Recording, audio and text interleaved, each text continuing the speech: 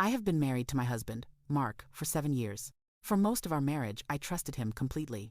He works long hours in finance, and I've always admired his dedication, even when it meant him coming home late. Lately, though, I started noticing a pattern. Mark has been staying out later than usual, telling me he's working late or meeting clients, but something about his behavior felt off. It started with little things, unexplained withdrawals from our joint account, vague texts that he'd forgotten to mention, and a faint smell of cigarette smoke. He doesn't smoke. I brushed it off initially, thinking I was just being paranoid. But last week, I saw his car parked near a building close to a casino. My gut told me something was wrong, so I decided to follow him one night. What I saw confirmed my worst fears. Mark wasn't at a client dinner. He was inside the casino, laughing, drinking, and gambling. Not just for a quick hour. He stayed for hours. I watched him from a distance, heart pounding. When he finally left, I followed him home and confronted him.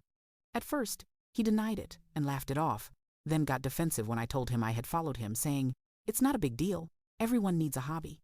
I was floored. This wasn't a hobby. He was lying, hiding financial risks, and ignoring our life at home. I told him I felt completely betrayed, and he brushed it off again. That's when I did something I regret, but don't entirely regret. I posted on social media about his gambling and lying, without naming him, asking if others had experienced something similar. It blew up. People I barely know were messaging me about similar situations, and it felt validating. Mark found out. He's furious, saying I humiliated him and violated his trust. Now, I'm stuck between feeling like I exposed a real problem and wondering if I went too far by making it public. I love him, but I can't ignore the betrayal. I'm not sure if I'm the jerk for exposing this, even anonymously, to seek advice and validation. Am I the a-hole